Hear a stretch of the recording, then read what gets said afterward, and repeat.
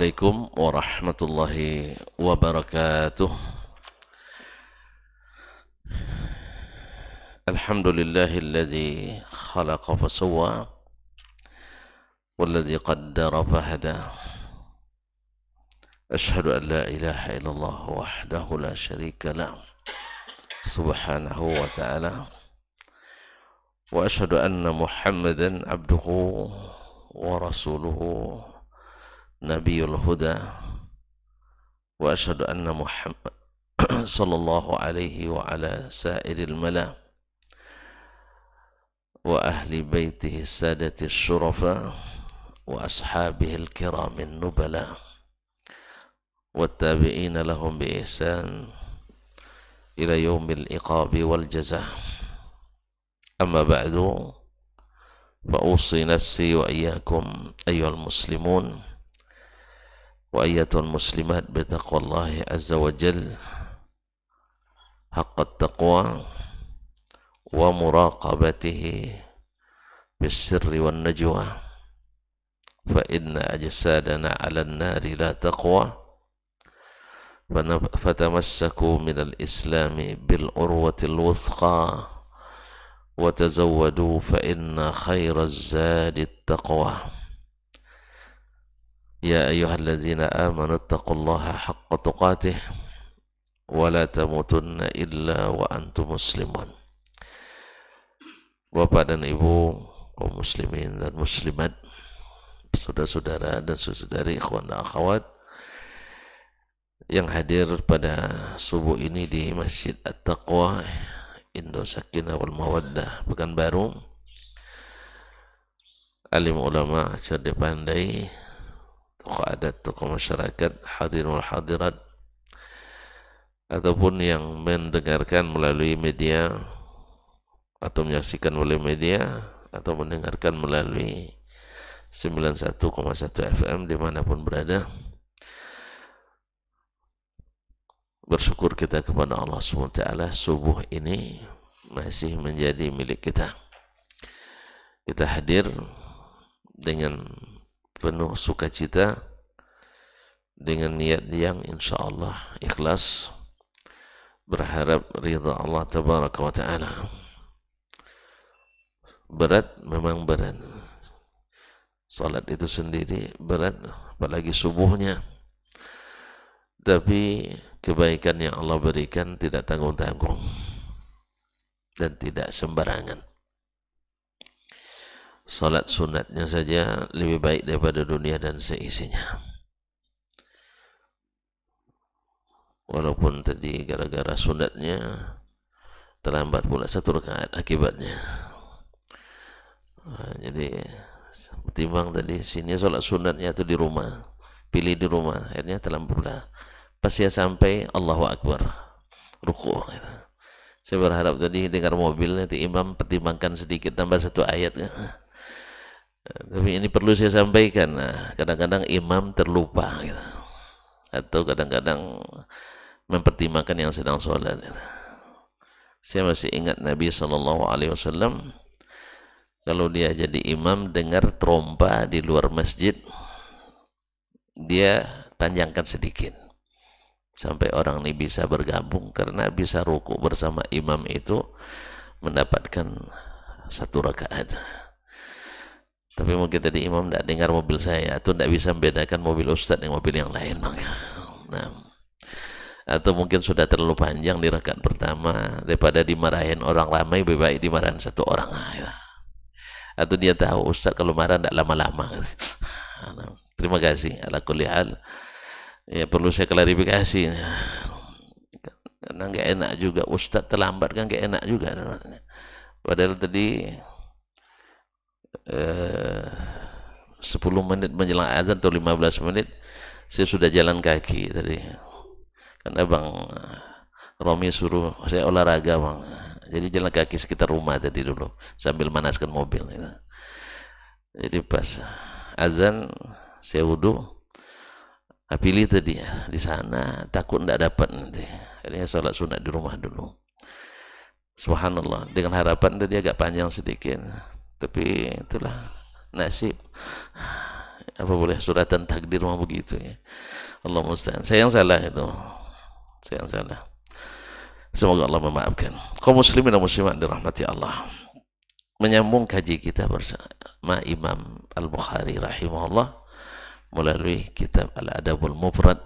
Mudah-mudahan selawat dan salam semakin banyak kita ucapkan karena ini berkaitan dengan hadis Nabi sallallahu alaihi wasallam. Pada pertemuan sebelum ini ya, bab ke-181, babul ladzi yasbiru ala azan nas, bab orang yang sabar atas gangguan orang lain, yaitu keutamaan orangnya yang sabar bergaul dengan orang.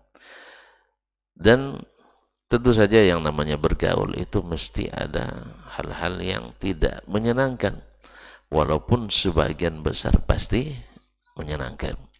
Ya, bergaul dengan orang itu alhamdulillah pada umumnya menyenangkan, tapi ada beberapa momen atau beberapa individu pribadi yang kadang-kadang tidak menyenangkan, tapi pada umumnya menyenangkan.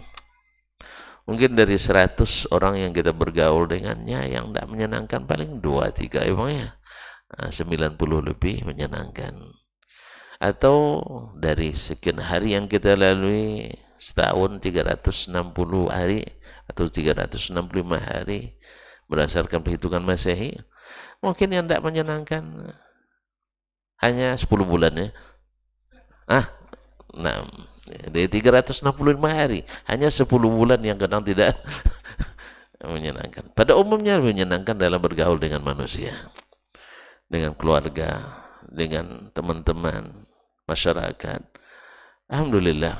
Kalau sempat menderita terus, tidak semuanya, kebanyakan orang menyenangkan, pasti kita minta segera ya Allah wafatkan saya. Tapi alhamdulillah sekarang doanya panjangkan angan-angan umur saya, murahkan rezeki. Berarti masih ada harapan untuk hidup. Nah, yang demikian inilah membuat kita sabar terhadap segala gangguan yang ada. Dan itu ada keutamaannya. Sudah tersebutkan, orang yang bisa sabar lebih baik daripada orang yang menyendiri, kuper, kurang pergaulan, sehingga tidak atau hampir tidak ada gangguan yang dialaminya. Bagi kulin khair, dua-duanya ada kebaikannya. Kurang pergaulan itu ada kebaikannya, tapi mana yang lebih baik? Yang suka bergaul dan sabar. Yang suka bergaul dan sabar. Ya, namanya sabar itu kan pahalanya. Innama yuwaffas sabiruna ajrahum bighairi hisab. Orang yang sabar itu pahalanya tanpa batas. Tanpa batas. Nah, di bab yang ke-182, Imam Al-Bukhari mempertegas lagi, kata dia orangnya sekarang perbuatannya, babus sabri alal adha. Kalau kemarin bab tentang orang yang sabar, sekarang bab tentang sabar dalam menghadapi segala al-aza, segala yang mengganggu, segala yang menyakiti, ya, segala yang mengganggu dan segala hal yang menyakiti. Nah, dalam bab ini beliau membawakan dua hadis. Qala rahimahullah ta'ala, haddatsana Musaddad, telah menceritakan kepada kami Musaddad ibn Musarhad ibn Musarbal ibn Mustawrid Al-Basri, adalah ulama yang pertama menulis kitab Al-Musnad di Al-Basrah. Pertama yang menulis kitab Al-Musnad di Al-Basrah. Basrah. Kitab Al-Musnad maksudnya kitab yang disusun hadisnya berdasarkan nama para sahabat. Misalnya hadis Abu Bakar As-Siddiq, lalu dia menyebutkan dengan sanadnya hadis Abu Bakar semuanya dalam satu tempat. Lalu dia bilang lagi hadis Umar ibn Khattab radhiyallahu anhu, lalu dia sebutkan hadis-hadis Umar bin Khattab. hadis Utsman bin Affan radhiyallahu anhum ajma'in.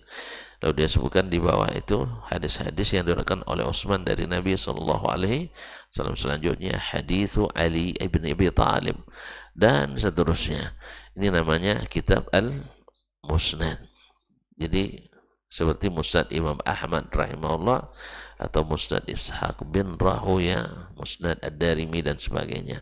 Nah, di Basrah yang menulis kitab dengan model ini yang pertama kali adalah Imam Al-Musaddad ini. Musaddad ibn, langsung lupa, Musaddad ibn Musarhad ibn Musarbal ibn Mustawrid Al-Basri.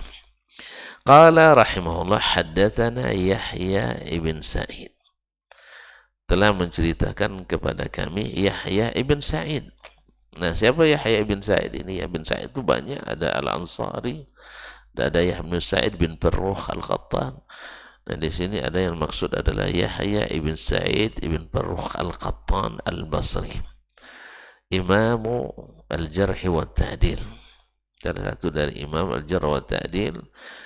Ya, dia Sufyan ibn Uyainah, Abdurrahman ibn Mahdi, beliau wafat di tahun yang sama, lahir pula di tahun yang sama. Wafatnya 198, lahirnya saya tidak ingat lagi. Biasanya kita lebih suka menghafal tahun wafatnya. Wafat 198, Sufyan bin Uyainah, Abdurrahman bin Mahdi, dan Yahya ibn Sa'id Al-Qattan. Nah, bila bersepakat Yahya ibn Sa'id Al-Qattan dengan dengan Abdurrahman ibn Mahdi mentautsik seseorang atau menyebutkan si fulan thiqah, maka kata Imam Az-Zahabi addu alaih bin nawajis, ini mu'tamad, gigit dengan gigi geram. Nah, itu mengutip hadis addu alaiha bin nawajis, artinya mu'tamad, tidak perlu dibersihkan lagi. Tapi bila keduanya berselisih, Abdurrahman ibn Mahdi dengan Yahya ibn Sa'id Al-Qattan, maka kita katakan katanya, maka perkataan yang mu'tamad adalah perkataan Yahya ibn Sa'id Al-Qattan ini. Jelas ya? Ini dalam ilmu jarh wa ta'dil. Taib. An Sufyan, dari Sufyan. Siapa di sini?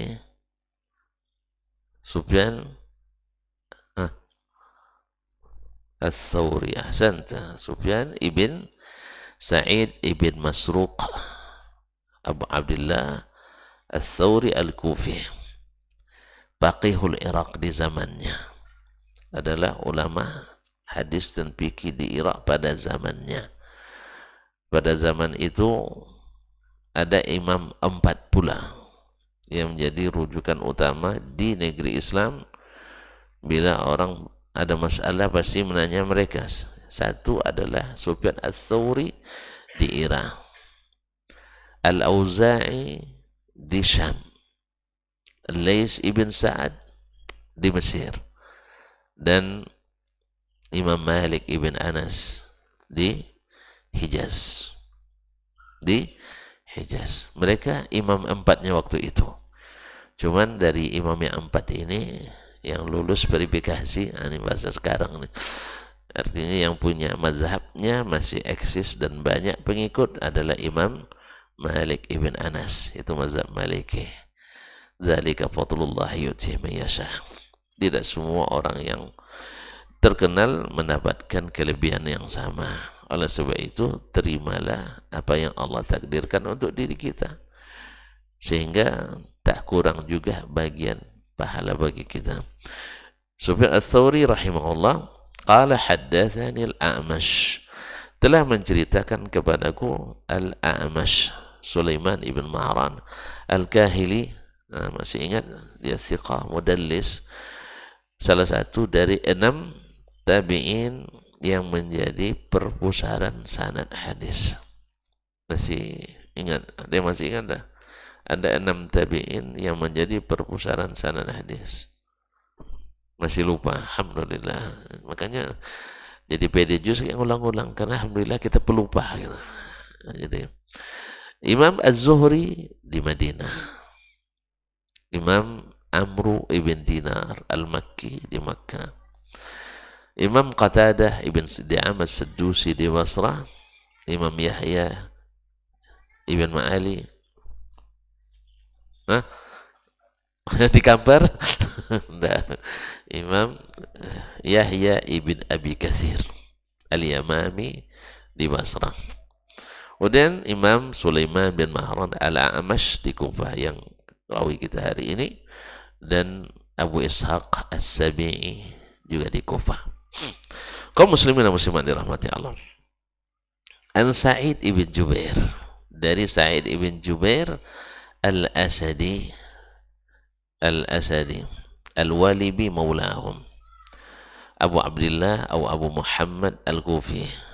Beliau adalah termasuk murid kisohor Imam Ibnu Abbas. Ya, Abdullah bin Abbas banyak-banyak murid, di antara yang paling utama adalah Sa'id ibn Jubair al-Asadi ini.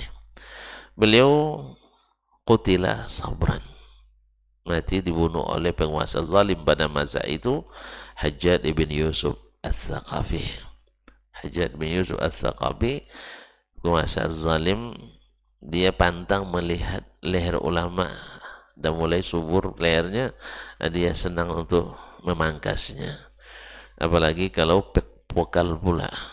Dan termasuk beliau ini termasuk ulama yang pokal bahasa sekarangnya. Ya, bahasa sekarang namanya pokal, ya, suka menyentil dan mengeritik.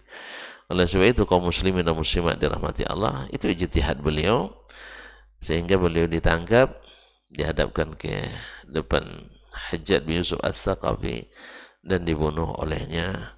Semoga Allah merahmati Imam Sa'id bin Jubair al-Asadi rahimahullah ta'ala, dan semoga Allah memberikan balasan yang setimpal kepada yang zalim. Ma'asyarul kiram dirahmati Allah, sebab itu juga menjadi pelajaran bagi kita supaya tidak menjadi orang yang zalim. Zalim itu kegelapan hari kiamat. Makanya nama Sa'id bin Jubair tetap harum sampai hari kiamat. Tapi nama Hajjaj ibn Yusuf namanya busuk sampai hari kiamat. Pilih aja, kita nak didoakan kebaikan oleh orang atau tidak dapat doa minimal, ya. Ya, orang ada ragu mendoakannya. Ada beberapa orang tokoh-tokoh kita, ya, namanya nama orang Islam, tapi ketika dia wafat ragu kita mendoakannya. Ragu kita mendoakan, terus terang. Apa sebab? Statementnya, pernyataannya kadang-kadang di luar Islam. Ya, kalau seandainya itu yang dia yakini, dia memang bukan muslim lagi. Ya, pernyataannya, ya, kalau dia mengakui dan meyakini itu, berarti dia memang tidak Islam sebenarnya. Akhirnya kita ketika dia wafat, kita nggak tahu, jadi ragu mendoakannya. Jangan sampai seperti ini. Jangan sampai seperti ini, di mana lebih banyak mendukung orang-orang di luar Islam daripada mendukung umat Islam. Kan banyak zaman sekarang nih yang kaum munafikin yang dulu bersembunyi, sekarang dan nampak taringnya dijadikan untuk menakut-nakuti umat Islam yang dia sendiri sebenarnya bagian dari mereka, menjadi pembela-pembela orang di luar Islam. Walau sebenarnya mereka juga tidak membutuhkan pembelaannya, karena kita dalam kondisi damai seperti ini, hidup berdampingan antara agama yang ada di negeri ini. Tapi subhanallah, ada sebagian orang Islam yang gatel, kata orang Arab, ya, gatel, ya, seolah-olah menjadi pahlawan bagi agama lain, momok bagi agama sendiri, seperti kata Profesor Haidar Nasir hafizahullah. Kaum muslimin dan muslimat dirahmati Allah. Ana Abi Abdurrahman As-Sulami, dari Abu Abdurrahman As-Sulami. Siapa namanya Abu Abdurrahman ini? As-Sulami. Hah? Dia terkenal sekali. Abu Abdurrahman As-Sulami ini terkenal dengan, pertama, keilmuannya ada pasti. Yang kedua, terkenal paling zuhud, imamnya ahli zuhud di masa tabi'in. Termasuk imamnya ahli zuhud di masa tabi'in. Namanya adalah Abdullah ibn Habib ibn Rabi'ah As-Sulami, dikenal dengan Abu Abdurrahman As-Sulami. Dia seorang ahli zuhud, tapi bajunya 400 dirham. Satu dirham berapa Bang?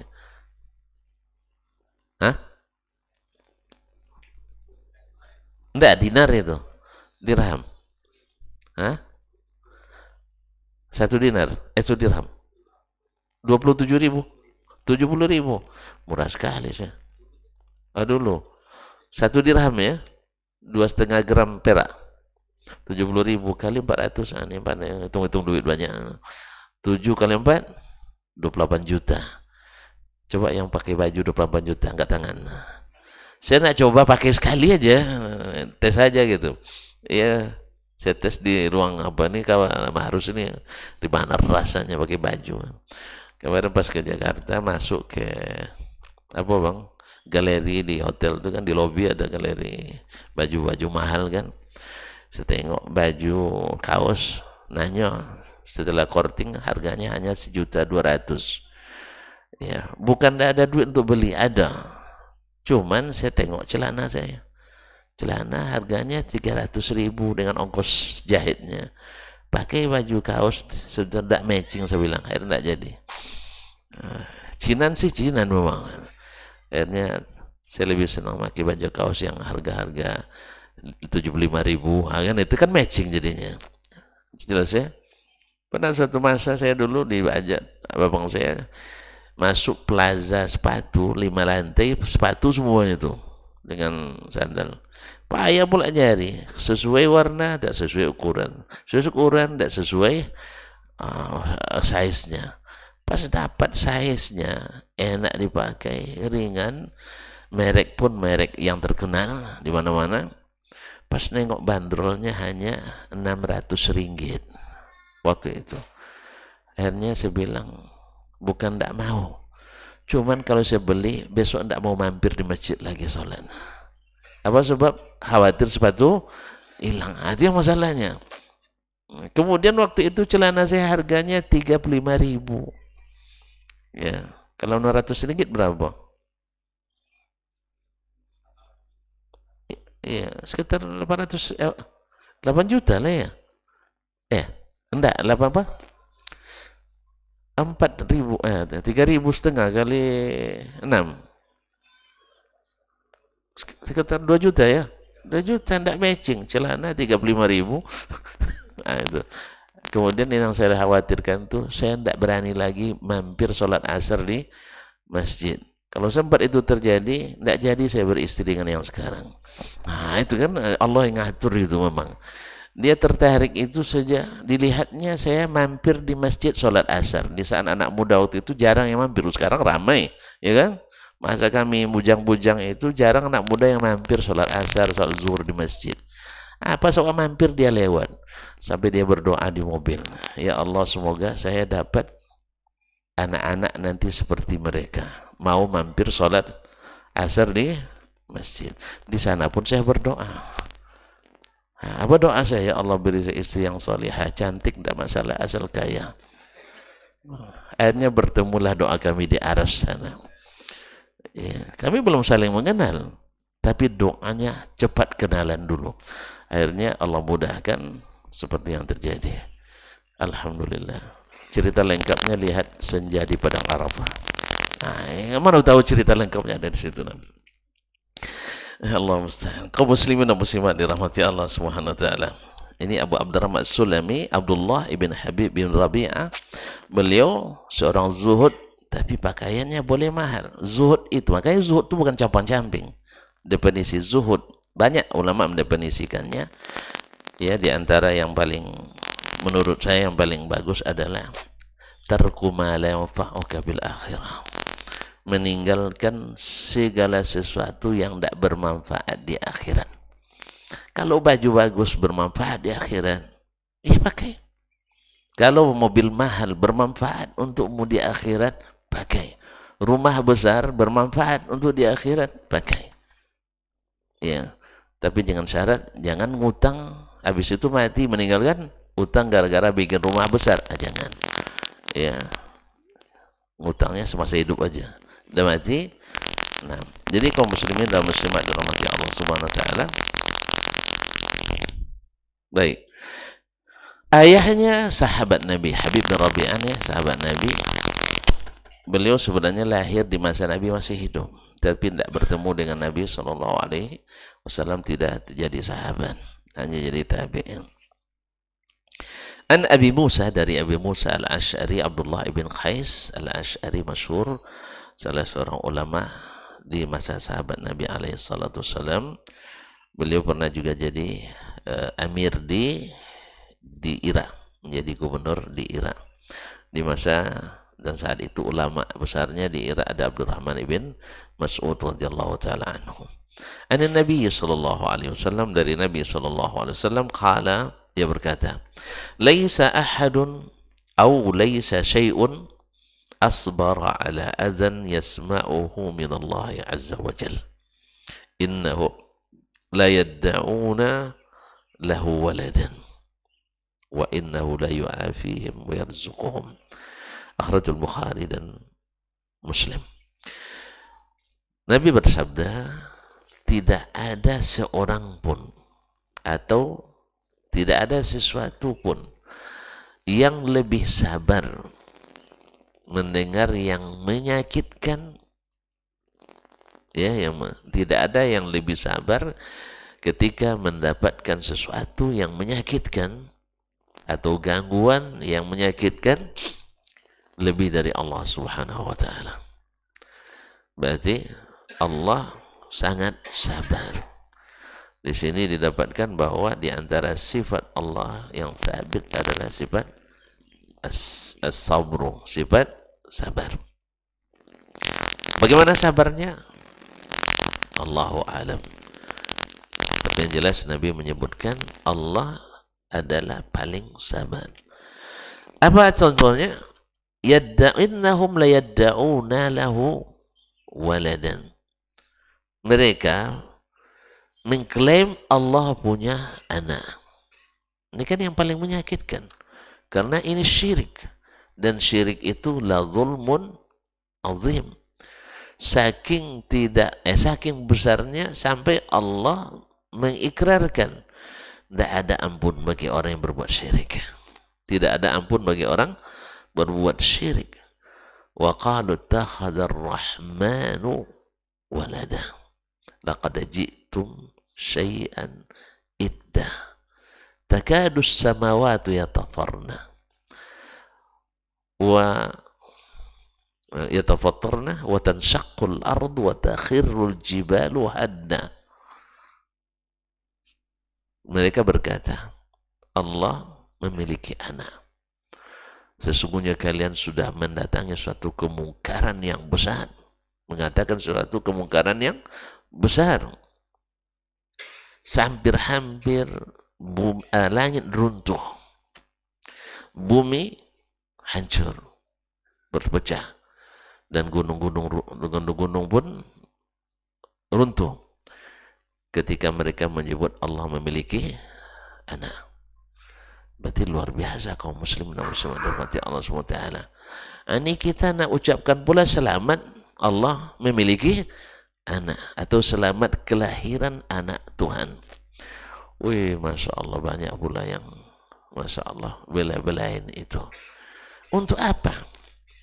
Untuk apa? Toleransi? Alhamdulillah kita lebih dulu toleransi. Alhamdulillah umat Islam dari sejak Islam datang sampai hari ini paling toleransi. Kita paling toleransi. Cuma ada sebagian yang diperalat lalu bertindak yang tidak benar. Akhirnya itu dinisbatkan kepada Islam, dan Islam sebenarnya jauh daripadanya. Jadi makanya kita ini harus jangan suka dijadi alat orang untuk memecah belah kita.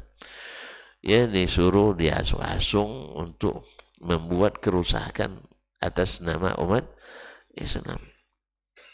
Akhirnya menjadi beban bagi Islam. Ya, padahal mereka pasti tidak suka bila satu orang di suatu kampung itu mencuri, lalu dihukum kampung itu kampung pencuri. Pasti kita tidak suka. Bahwasanya bila orang berdasi itu yang selalu korupsi.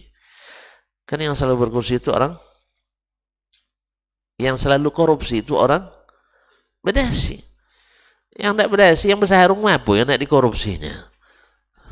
Iya, orang bersarung apa yang dia nak korupsi, kecuali di atasnya pakai dasi, bawah sarung, itu lain. Nah, ya, kan ada juga yang tidak bersarung dia, tapi di atasnya pakai dasi. Makanya mohon maaf, saya pun itu yang membuat saya juga termasuk salah satu sebab alergi pakai dasi gitu. Ya, alergi ke dasi gitu. Sebab kalau sudah ke dasi itu potensi Allah musta'an. Yang kedua, panas. Negeri ini negeri gerah. Udaranya lembab. Yang kadang-kadang buah baju yang di atas saja kadang-kadang ditutup sudah basah keringat sama kita, apalagi diikat pula leher dengan dasi gitu. Ya.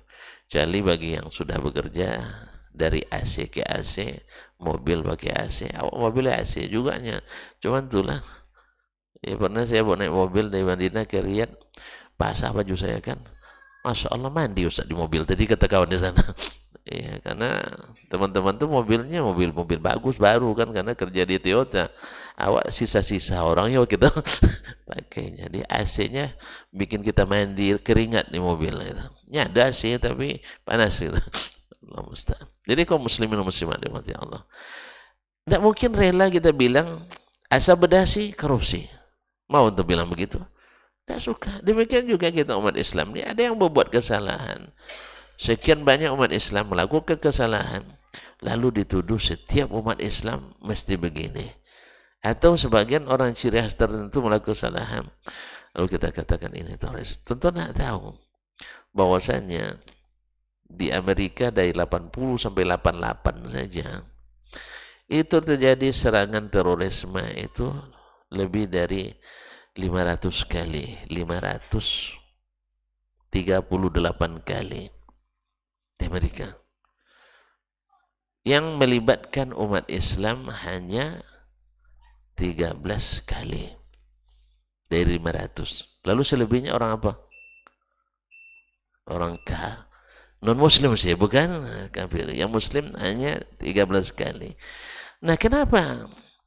Harusnya kan kalau biar adil, berarti yang teroris di sana bukan umat Islam, umat lain, non-muslim. Nah, lalu ketika ada sebagian umat Islam yang diperalat melakukan hal-hal yang tidak sehat itu, akhirnya umat Islam jadi tertuduh.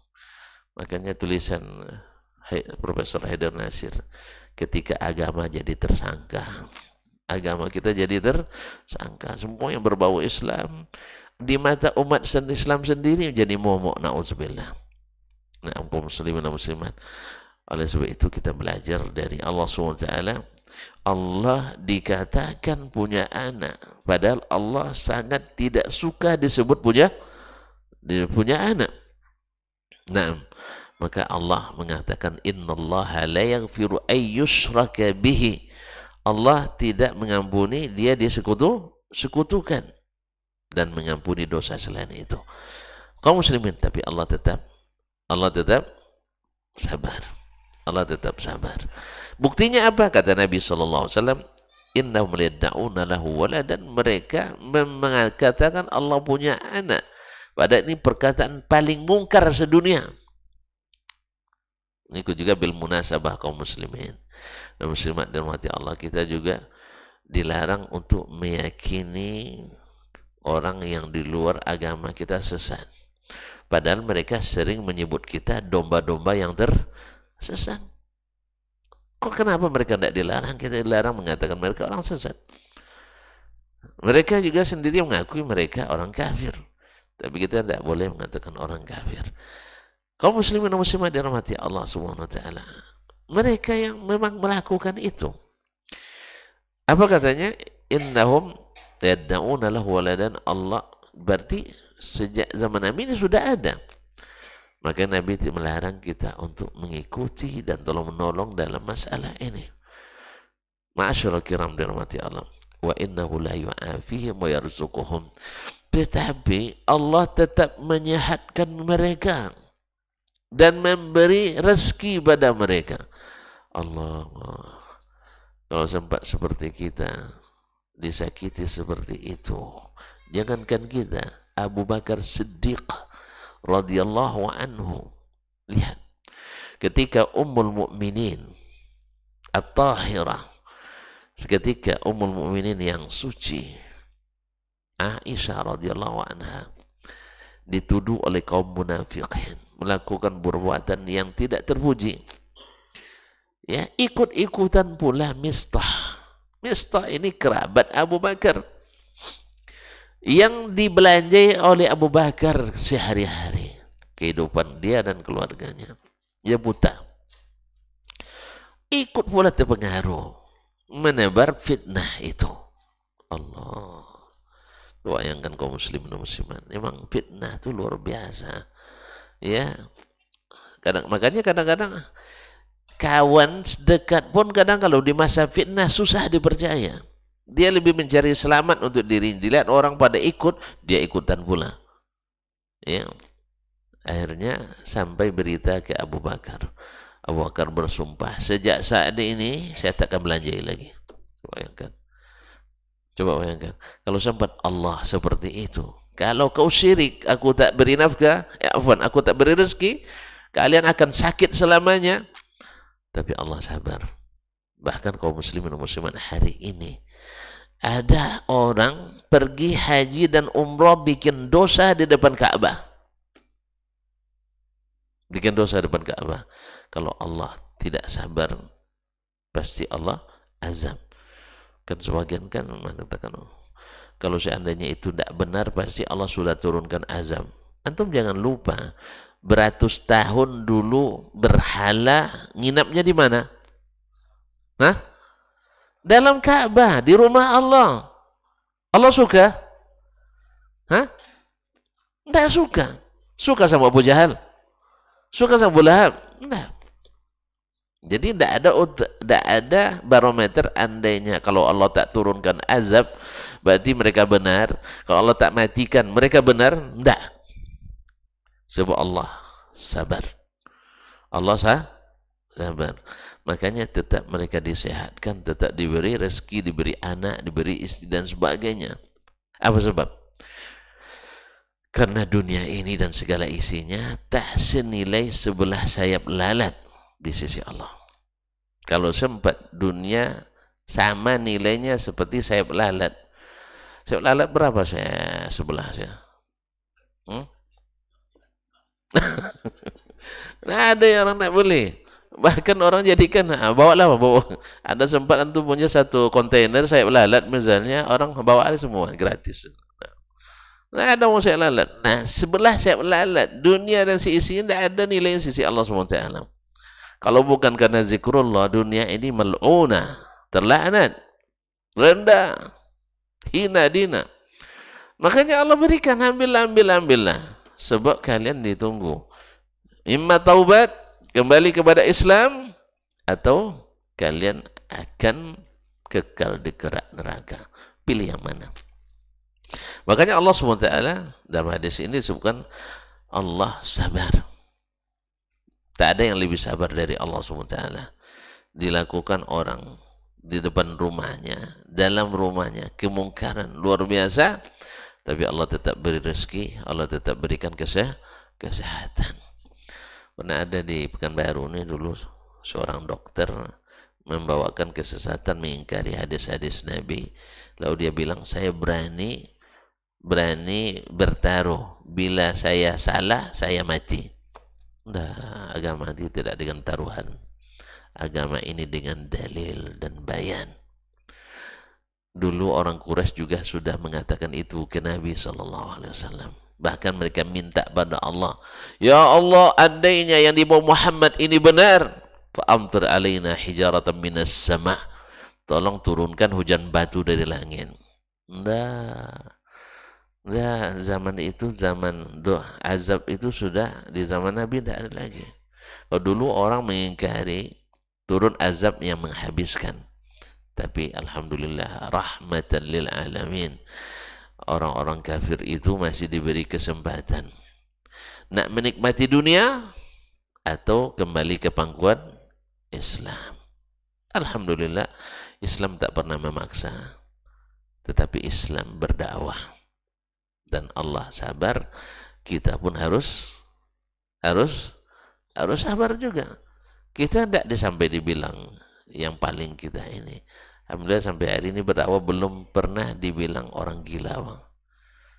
Mungkin karena iman kita masih belum sampai ke tingkat wali. Ya kan, kalau gila nanti kan jadi wali majzum. Jadi wali majzum. Mereka kan tidak mau ngakui kita jadi wali. Oleh sebab itu tidak dipakai kata gila, paling-paling dibilang bonga. Alhamdulillah.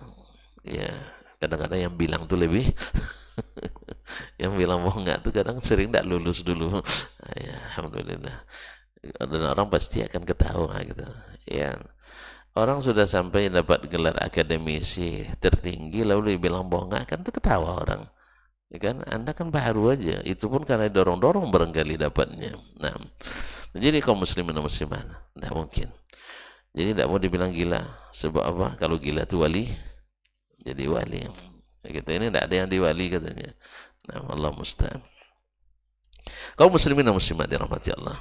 Jadi hadis ini juga menghasung kita untuk sabar. Allah sendiri diberitakan kepadanya yang tak bisa diterimanya, tapi Allah tetap berikan rezeki dan Allah berikan.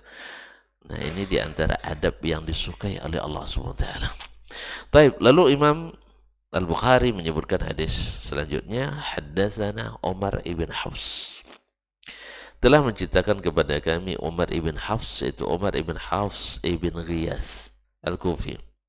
Qala haddatsana abi, dia berkata telah menceritakan kepada kami bapakku, itu Hafs ibn Ghiyas. Qala haddatsana al-Amash, telah menceritakan kepada kami al-Amash yang tersebut dalam sanad sebelumnya. Qala sami'tu syaqiqan, saya mendengar syaqiq. Syaqiq yaitu Abu Wa'il, Syaqiq ibn Salamah Al-Kufi, juga seorang rawi yang thiqah. Yaqul, dia berkata, qala Abdullah, Abdullah berkata. Siapa Abdullah di sini? Abdullah ibn Mas'ud Al-Huzali Abu Abdurrahman Al-Kufi berkata, qasama an-nabiy sallallahu alaihi wasallam qismatan, Nabi membagi-bagi suatu pembagian, yaitu ghanimah. Ghanimah pada perang Hunain. Setelah Fathu Makkah, Nabi bergerak ke Taif dan terjadilah perang Hunain waktu itu, yang awalnya umat Islam, karena setelah Fathu Makkah ramai umat Islam sampai mereka mengatakan lan nughlabal yawma min qillah, kita takkan pernah terkalahkan lagi karena jumlah kita besar. Lalu Allah beri ujian, kalian lupa rupanya menang itu bukan dengan jumlah. Wa yawma hunainin idh a'jabatkum kathrakukum, hari perang Hunain ketika kalian mulai ujub dengan jumlah yang banyak. Lalu Allah katakan tak berbahan itu bagi kalian, tapi Allah lah yang menyelamatkan. Allah lah yang menyelamatkan. Oleh itu kaum muslimin dan muslimat, selesai peperangan, Nabi membagi-bagi ghanimah. Bagi-bagi ghanimah kepada para al-mu'allafati qulubuhum, orang-orang yang masih baru masuk Islam, mu'allaf. Dan diberikan kepada kepala-kepala suku banyak-banyak. Nabi beri kepada Aqra' ibn Habis, ya sesuai dengan namanya Aqra' ibn Habis, habis dibawanya. Nah, dibawanya itu habis bahasa kita ya. Diberi oleh Nabi sekian ratus. Kemudian Uyainah ibn Hasan diberi pula sekian ratus, ya, sapi atau kambing. Nengok itu ada yang, nah itulah kaum muslimin dan muslimat. Ada dari kalangan Ansar. Nah, di sini kaba'dhi ma kana yaqsim membagi seperti yang biasa dia bagikan. Faqala rajulun min ansar, seorang laki-laki dari kalangan Ansar berkata, ya disebut dengan Ansar karena sama-sama dari Madinah. Ya sama-sama dari Madinah. Mungkin dia kaum munafikin. Wallahi demi Allah, dia bilang, innaha laqismatun ma urida biha wajhullahi azza wa jalla. Ini pembagian tak karena Allah ini. Ini kan mulai isu berkembang bahwa Nabi sudah mulai memikirkan keluarganya. Nah, kan mulai berkembang tuh. Dulu ketika masih diburu-buru oleh orang Mekah, mereka datang ke Madinah. Siapa yang lindungi? Orang Ansar. Sekarang Mekah kan sudah jadi milik umat Islam. Nah, Nabi kembali ke tabiat asal. Menurut dia, ini kan ada penyakit dalam hatinya ini. Makanya sebagian ulama mengatakan ini orang mungkin kaum munafikin, maka dia disebutkan kepada orang Ansar, orang Madinah. Nah, innaha qismatun ma urida biha wajhullah azza wa jalla. Kata Abdullah bin Mas'ud, qultu ana, saya katakan, kata Abdullah bin Mas'ud, la aqulanna lin nabi sallallahu alaihi wasallam, ini akan saya sampaikan ke Nabi sallallahu. Ini kan berita ini kalau dilepas begitu saja, fitnah bisa dilepas, oh berbahaya. Ya kan tadi Aisyah radhiyallahu anha karena fitnah, ya sampai sebulan Nabi harus menanggung derita. Allah uji Nabi kita alaihi salatu wassalam. Kalau Nabi tahu yang gaib, kan selesai masalah. Nabi nggak tahu yang gaib. Kalau dia tahu yang gaib, kalian jangan coba-coba nuduh saya tahu gaib. Tapi Nabi tidak harus nunggu dulu berita dari Allah Subhanahu wa ta'ala. Hikmah Allah menginginkan supaya ketika semua orang sudah mendengarkan berita ini, ya kan mendengar semuanya sebulan berkembang berita, sehingga ada yang terlibat memfitnah, ada yang Masya Allah warak tidak mau ikut dalam menebar fitnah. Dan itu kebanyakan sahabat. Tapi ada sebagian sahabat yang terpengaruh oleh fitnah. Ya seperti tadi Mistah, seperti Hasan bin Thabit dan lain-lainnya, terpengaruh oleh fitnah dahsyatnya. Makanya kalau hari ini kalau ada sebagian ustadz terpengaruh oleh fitnah yang terjadi hari ini yang mendiskreditkan umat Islam dan umat Islam, iya jangankan itu, fitnah itu dahsyat, maka jangan dekat-dekat. Ulama menyebutkan al-fitanu khattafah wal qulubu dha'ifah. Fitnah itu menyambar-nyambar dan hati kita sangat lemah. Maka jangan dengarkan. Kalau kita termasuk yang lemah, mudah untuk terpengaruh, jangan dengar ahli fitnah. Ini betul itu. Ya kita katakan, hati-hati jangan dengarkan dai-dai fitnah. Seperti yang kemarin datang, ya jauh-jauh dari luar negeri datang, apa fitnahnya? Yang suka belajar tauhid itu teroris, calon radikal. La haula wala quwata billah. Nabi SAW setiap napas dakwanya isinya tauhid. Bahkan sampai akhir hayatnya, menjelang wafatnya, pesannya tentang tauhid. Tapi memang orang yang belajar tauhid jadi teror bagi orang yang suka nyinggung-nyinggung syirik. Ya. Yang kedua, orang yang tak paham tauhid memang tak suka. Apa sebab? Banyak kegiatannya yang berbau syirik yang akan terganggu. Ya, orang bertauhid ya tidak akan gulu. Mereka suka gulu. Asal ada kuburan keramat mesti dijenguknya. Kalau orang yang ngaji tauhid, enggak. Kalau ada kuburan diziarahi, enggak ada bedanya kuburan keramat dengan yang lain. Karena ziarah kubur menurut Nabi untuk mengingatkan kita pada mati atau mendoakan orang yang dikuburkan, bukan untuk ngalap berkah, bukan untuk dapatnya mustajab doa. Mustajab doa itu di sini di rumah Allah. Makanya tidak dianjurkan untuk musafir dalam rangka ibadah kecuali ketiga masjid, Masjidil Haram, Masjid Nabawi dan Masjid Al-Aqsa. Nah, mereka suka membuat wisata religi, kuburan keramat ini, keramat itu. Ketika belajar tauhid itu akan sepi peminat.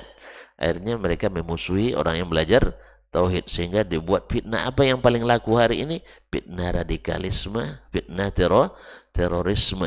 Karena kekuatan kita memerangi, semuanya memerangi radikalisme, semua memerangi terorisme. Kita tidak akan pernah merekomendasikan tindakan radikal Dan tadi kan teror. Jangankan teror menghabiskan nyawa, bawa senjata ke masjid, itu dilarang dalam Islam.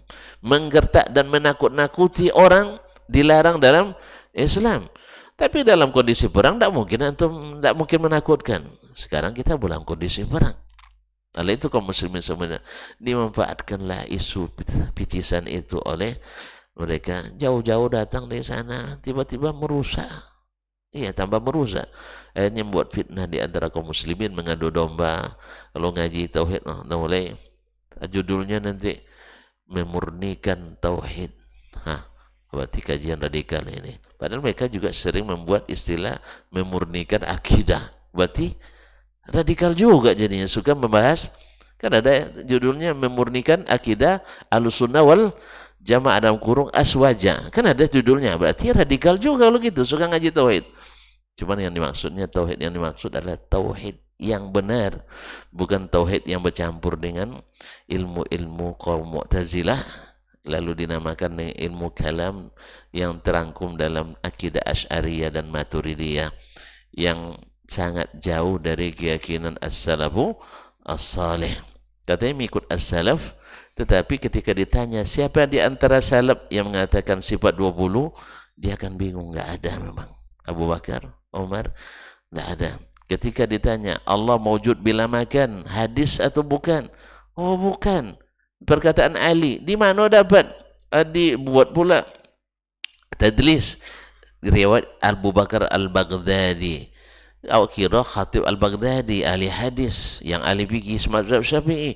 Bukan, dia seorang Mu'tazilah, Abdul Qahir Al-Baghdadi yang menjelma jadi pembesar Al-Asy'ariyah. Di bersanad, tidak bersanad, tapi bersunat. Paham tak? Sanadnya enggak ada, disunat sanadnya. Tiba-tiba diletakkan, Ali berkata Allah mawjud bila makan. Ya, Allah ada tambah tempat. Di mana dikatakan Ali? Enggak tahu. Ya, ini yang menyebutkan wafatnya tahu abad ketiga, abad keempat. Ali sudah wafat di abad pertama. Di mana dia dapat? Enggak ada. Jadi kaum muslimin dan muslimat lalu mengatakan kami pengikut salaf. Oh, salaf itu seperti apa? Ini yang kita baca. Baca Al-Ajurri dalam Asy-Syari'ah, baca Al-Lalaka'i dalam Ushulus Sunnah, baca Al-Muzani dalam Syarhus Sunnah. Semuanya mengatakan bahwa Allah seperti yang dikabarkan Allah dan Rasul dalam kitab dan Sunnah. Jadi kalau kita ditanya nanti, siapa yang meyakini Allah di atas? Pertama, Allah yang memberitakan. Dua, Rasul yang menjelaskan. Tiga, sahabat meriwayatkan. Dan semua mereka berkeyakinan Allah di atas. Yang mengatakan Allah tidak bertempat, siapa? Ya, riwayatnya tadilah dinisbatkan ke Ali, tapi tidak ada dasarnya. Tidak ada sanadnya. Kalau tidak bersanad, semua orang bisa mengatakan, kalau tanpa sanad, semua orang bisa bilang, berkata Rasulullah. Mana sanadnya? Pokok Rasul yang berkata, katanya. Rasul yang berkata. Mana, siapa buktinya? Tidak ada. Jadi itu kaum muslimin. Sama dengan kami pengikut salaf juga. Salaf yang mana? Seleb. Ya, ikut seleb betul. Siapa aja yang terkenal merusak akidah, jadi dibawa ke sini. Ya. Yang kemarin bilang zombie-zombie, habisnya berlepas diri pula. Ya, kemarin Masya Allah menjadi ulama ahli sunnah Nusantara. Tiba-tiba tidak lama menyelenceng dia kajinya. Awak sudah membaca dari awal, mereka terlambat tahu. Oh, sudah ingat dari awal tapi melambat tahu. Memang dari arah pembicara dan nampak. Kita yang pemenang tuh dari start sudah nampak. Ini dah selesai finish belum tahu juga dia mana yang pemenang. Kita dari startnya kita sudah tahu. Kalau startnya keliru pasti finishnya salah. Allah musta'an. Jadi kaum muslimin dan muslimat dirahmati Allah SWT, maka dia katakan, saya akan sampaikan ini ke Rasulullah SAW. Fa'ataituhu fi ashabihi. Saya datang ke Nabi. Waktu itu dia bersama para sahabatnya. Karena Ibnu Mas'ud itu masih kecil dia, masih junior. Fasarartuhu. Lalu saya berbisik ke Nabi SAW. Fasyaqqa dzalika alaihi. Ini sangat dahsyat bagi Nabi sallallahu alaihi wasallam. Nah, buat dia tidak tenang. Wa taghayyara wajhu, sampai-sampai berubah wajahnya. Wa ghadiba hatta wadidtu anni lam akun akhbartuhu. Marahnya Nabi sampai-sampai saya menyesal menyampaikan itu ke Nabi sallallahu alaihi wasallam. Bikin Nabi marah. Baik. Lalu thumma qala, kemudian Nabi berkata, qad uziya Musa bi akthar min zalika fa sabar. Tapi Musa dulu disakiti lebih dari ini, tapi dia tetap sabar. Artinya Nabi juga mengatakan saya pun harus sabar. Dalam riwayat lain ketika Nabi dikatakan seperti itu, Nabi katakan, kalau tidak adil Allah dan Rasul, siapa yang akan adil lagi? Saya ini Rasulullah, yang saya lakukan itu dengan wahyu. Cuman kan indikatornya seperti orang sekarang gampang menuduh orang dengan keadaan dia. Ketika kita hari ini mencapai kekuasaan dengan cara apapun, maka ketika terjadi konflik antara sahabat ketika dalam satu masalah pemerintahan, dia anggap motifnya sama. Kita berebut kekuasaan karena duniawi.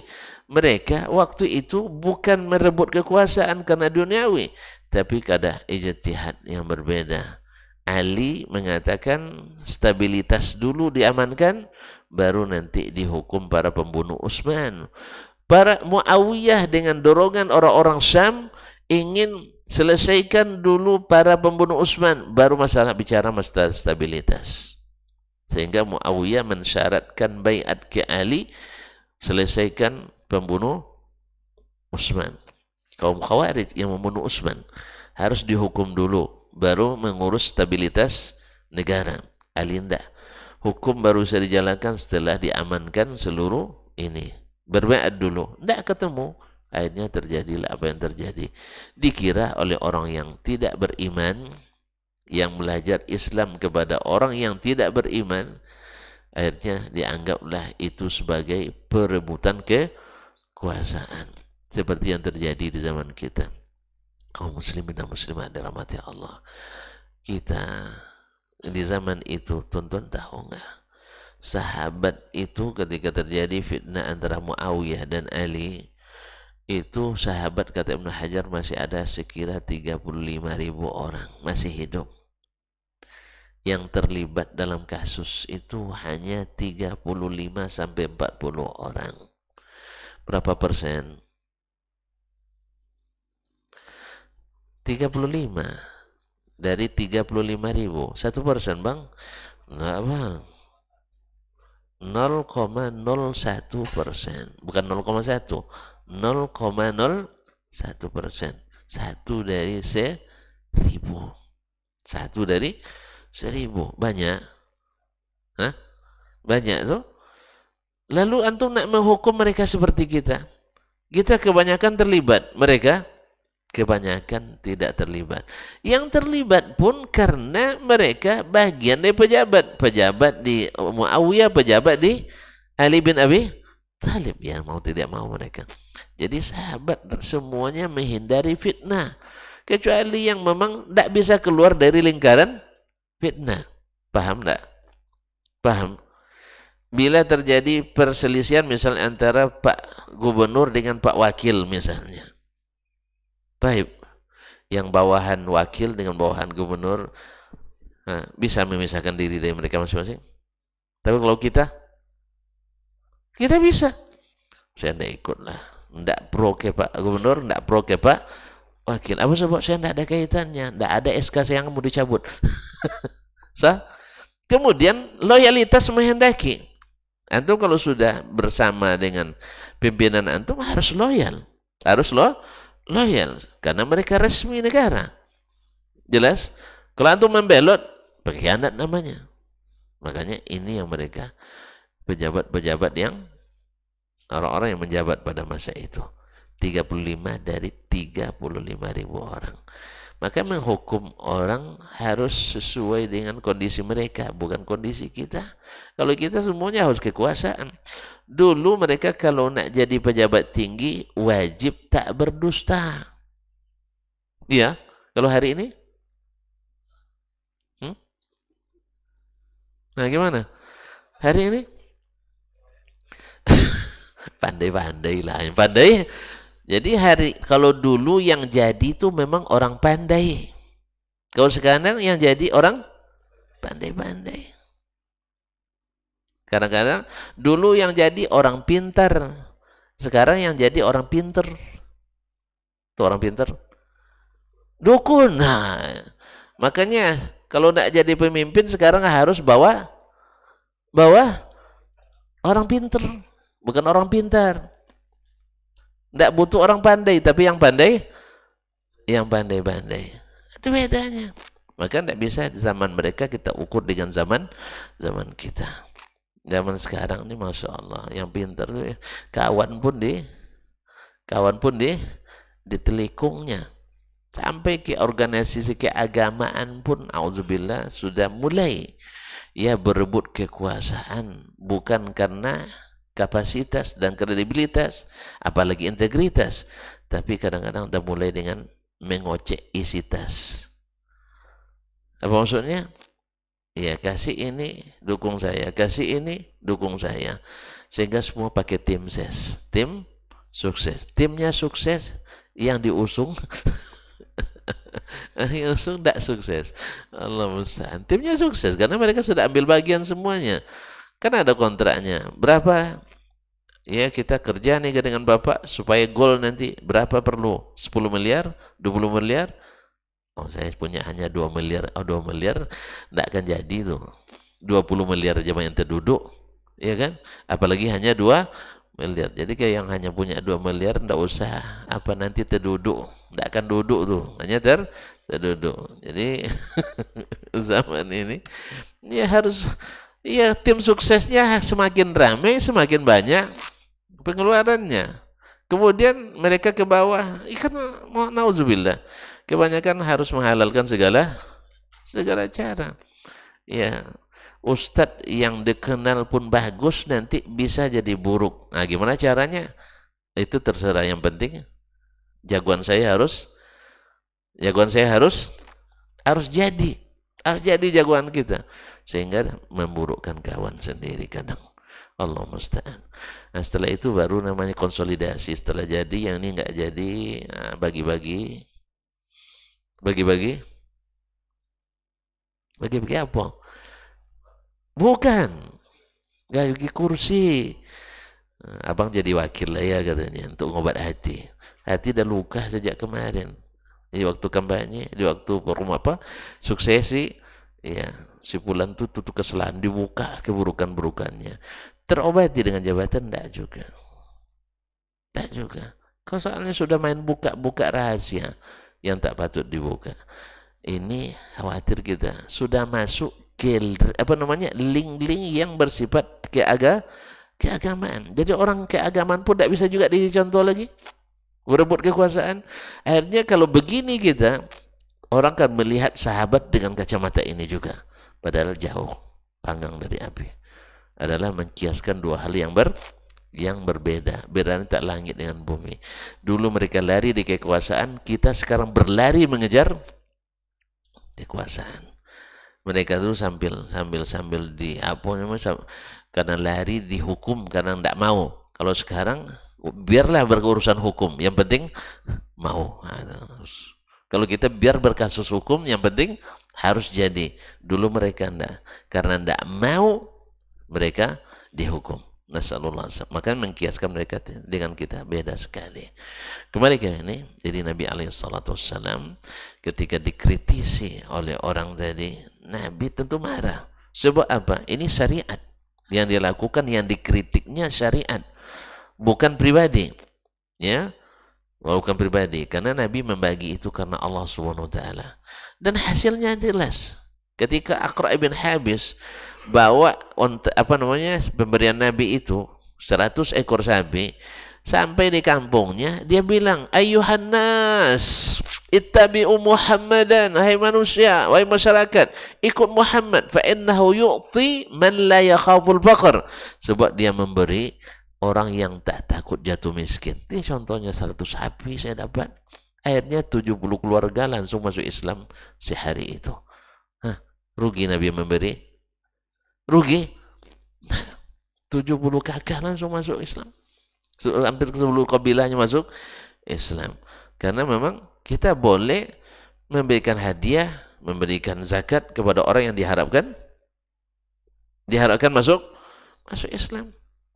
Dan Nabi lebih paham itu daripada kita. Cuman orang-orang yang tidak sabar kadang-kadang menjadikan sesuatu sebagai isu yang tidak sabar. Sama kita hari ini, sebagian kita, kalau Ustaz tidak mau mengikut apa yang dia inginkan, langsung tidak jelas manhaj Ustaz.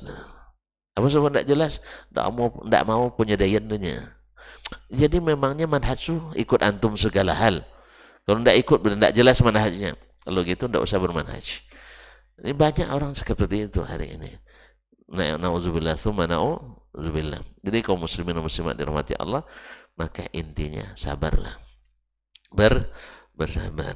Karena sesungguhnya itulah yang dianjurkan oleh baginda Nabi SAW. Musa dulu disakiti lebih dari ini. Maka kita dikatakan begini dan begitu, masih belum seperti yang dilakukan orang kepada para nabi dan para rasul. Dan Allah sendiri juga melakukan mencontohkan hal yang sama, itu sabar terhadap hal yang paling dia benci tapi dikatakan orang kepadanya. Makanya ketika Musa kan tidak tahan lagi disakiti, itu ngadu ke Allah. Ya Allah, saya disakiti terus. Kenapa tidak jadikan saja dengan kun yakun? Allah, orang tidak mengganggu saya lagi, tidak menyakiti saya lagi. Apa kata Allah SWT? Ya, saya saja tidak dapat itu, hai Musa. Tidak semua orang mencintai saya. Padahal saya yang ciptakan, apalagi kamu. Akhirnya Musa terpaksa harus juga bersabar. Allah sendiri tidak diciptakannya makhluk semuanya mencintainya.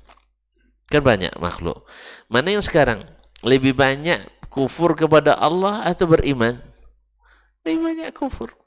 Dari 8 miliar penduduk dunia, yang Islam cuma 1 miliar lebih, 1.400.000.000. Selebihnya ingkar pada Allah Subhanahu wa taala. Tayyib. Nah, gimana? Jadi Allah sendiri tidak menciptakan orang semuanya mencintainya. Apalagi kamu Musa.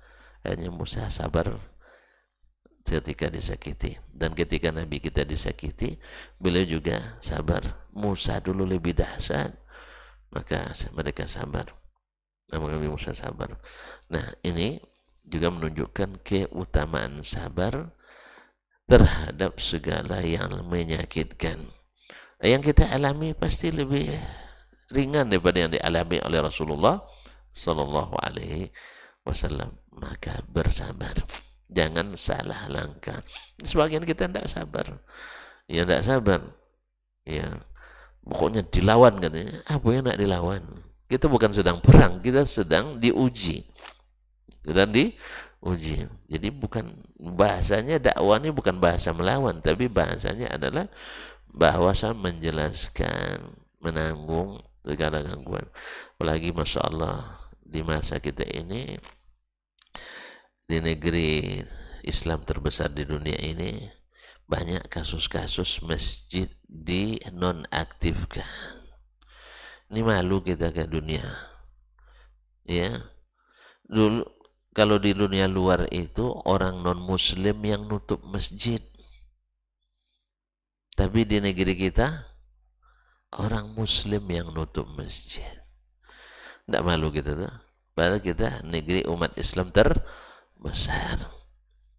Tidak sadar kita sedang diadu domba, ya, oleh kaum-kaum baik yang menamakan dirinya Islam seperti Syiah, atau yang nyata-nyata sangat memusuhi kita seperti orang komunis dan sebagainya. makanya kita jadi alat. Makanya kaum muslimin dan muslimat, ini harus disadari juga semua pihak, termasuk kita yang terlalu keras, lembut-lembutlah sedikit. Sebab kata Syekh bin Bas mengatakan, inna hadzal zaman zamanur rifq. Zaman ini zaman berlemah lembut. Apa sebab? Lianna aktsaran nasi ala jahlin min dinihim. Sebagian besar manusia jahil terhadap agamanya. Dan ingat, orang yang tidak tahu mesti tidak mau terima sesuatu yang belum dia ketahui. Kita juga seperti itu dulu. Ya kan, sebelum ngaji, nengok orang ke masjid, ngapulah so alim sekali. Masih muda sering ke masjid. Kan itu kita dulu. Nengok orang celana, ini celana tahun berapa dibelinya kok udah cingkrang sekali kan. Wah, kok jadi semua terus. Ada yang saya sodorkan rokok, misalnya, tidak mau dia merokok. Sosok alim pulang, ngaji loh sebut saya Dasman, ya kan? Dasman memang tidak pernah lulus merokok kan, ya kan? Banyak cemooh. Ya sih? Nah, banyak cemooh kita. Begitulah orang tuh mandang sekarang. Dulu ngaji tauhid sifat 20, saya ngaji itu. Tiba-tiba tauhid dibagi 3. Ini trinitas ini katanya kan. Ada memang. Tapi setelah kita baca, ternyata qala Allah, qala Rasulullah. Gimana kita nak menolak? Seperti Syekh yang saya ceritakan dari Mesir itu. Ternyata dia hanya dapat isu hoax dari pihak-pihak pembenci, pihak-pihak penghalang, pihak-pihak pengganggu. Lalu dia minta buku-buku Syekh Muhammad Abdul Wahab, lalu dia baca dengan niat mencari ilmu, bukan mencari celah, tapi mencari ilmu. Sebab saya dengarkan ada yang baca kitab, tapi yang dicarinya kesalahan, sehingga dia buat tafsiran sendiri. Ibarat Al-Quran bukan tafsir Jalalain, tapi tafsir jalan lain yang dia pakai. Akhirnya dia membuat kesimpulan sendiri. Kesimpulannya inilah yang bikin masalah itu. Tapi barangkali, ya, itu yang dapat kita sampaikan pagi ini. Mudah-mudahan Allah SWT menjadikan kita orang-orang yang juga sabar dalam berdakwah. Karena kesabaran itu kan ada 3. Sabar dalam buat taat, sabar dalam meninggalkan maksiat, dan sabar terhadap musibah yang menimpa, baik pada diri, pada keluarga, pada dakwah, pada lembaga, pada masjid. Sekali lagi saya katakan, malu kita hanya terjadi sepertinya di Indonesia, umat Islam jadi tukang tutup masjid, dan sebaliknya tukang jaga. Nah, itu. Gereja dijaga, vihara dijaga, masjid dijegal, umat Islam diganggu. Subhanallah. Ini pertanda apa? Allahu a'lam, kalau bukan karena tidak mengenal agama dengan baik. Akhirnya yang mengenal agama dengan baik justru dimusuhi dan dituduh dengan tuduhan yang macam-macam. Padahal dululah mereka inilah yang dulu menghidupkan toleransi di negeri ini. Tetapi ketika dibuat kekacauan seperti ini, mulai benturan-benturan, sebagian sedang, sebagian skala besar. Sampai-sampai ya baru berapa masjid yang ditutup, pengajian yang dilarang, dan sebagainya. Kenapa? Karena tidak sepaham. Ya, orang sudah main kekuatan. Semoga Allah SWT singkap keadaan ini dan angkat dari bumi pertiwi ini, sehingga kita kembali berdakwah, kembali mengaji dengan aman dan nyaman. Tak sepakat itu biasa, tak beda pendapat itu biasa, bahkan beda pendapatan pun tidak masalah, tapi jangan sampai memaksa. Ya, kita hujah jawab dengan hujah, debat kalau jawab dengan debat kalau bermanfaat. Tapi kalau hanya untuk memuaskan nafsu, untuk apa? Oleh itu kaum muslimin dan muslimat dirahmatillah, kita doa semoga Allah SWT mudah-mudahan Allah menanamkan kesabaran dalam diri kita, tapi tetap juga introspeksi tentang cara dan tabiat kita.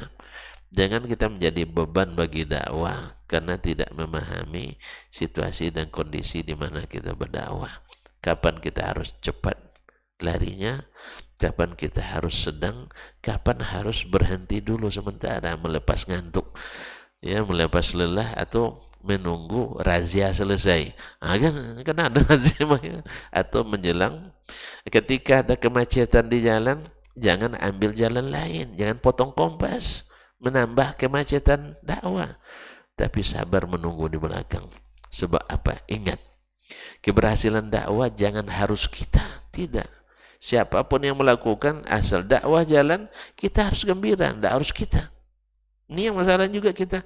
Kalau tidak, saya tidak boleh dakwah berjalan. Pokoknya harus tanda tangan saya.